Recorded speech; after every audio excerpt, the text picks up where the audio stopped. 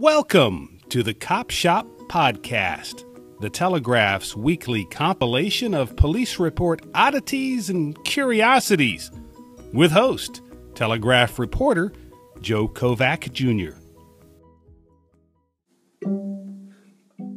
One morning back in early July, an 80-year-old woman who lives near Bloomfield Road in the old Rice Elementary School spotted some boys who were up to no good. That's according to a Bibb County Sheriff's report, which goes on to say that one of the boys was heavy-set. The other, 11, was described as very small. The woman, upon seeing the youngsters in her neighbor's backyard, said they appeared to be stealing lawn equipment.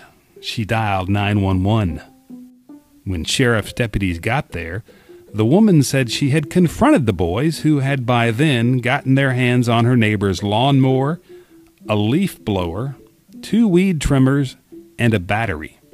According to a write-up by the deputies, when the woman said something to the boys, quote, they removed their shirts and wrapped them over their faces, taunting her, saying, "You can't see our faces."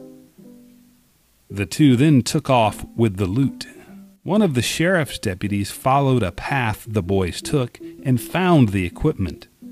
It had been ditched in backyards nearby.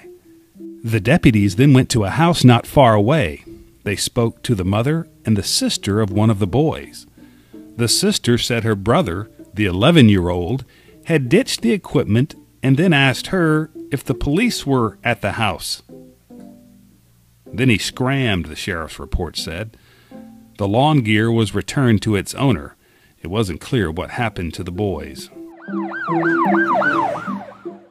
A woman who works at the Baymont Inn and Suites Motel out in West Macon off Interstate 475 at Zebulon Road screamed and yelled at a shirtless, shoeless man in the lobby there the morning of July 14th. The lobby was closed, and it wasn't clear how the man got in. According to a Bibb County Sheriff's report, when a deputy found the man walking nearby, he told the deputy he'd gone in the hotel to use the phone and because, quote, he was hungry and there was food in there. The man was charged with disorderly conduct. And now from our dispatches files.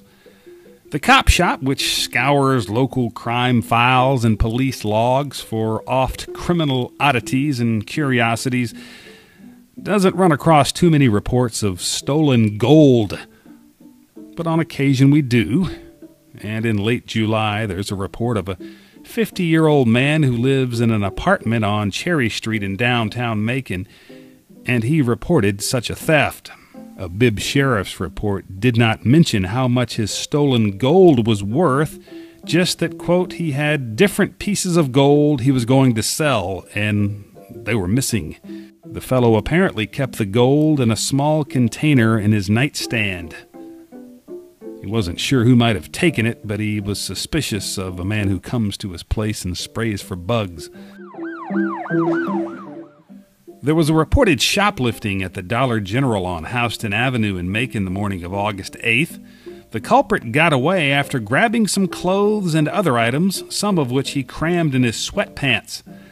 As the thief made his getaway, he dropped some of the clothes.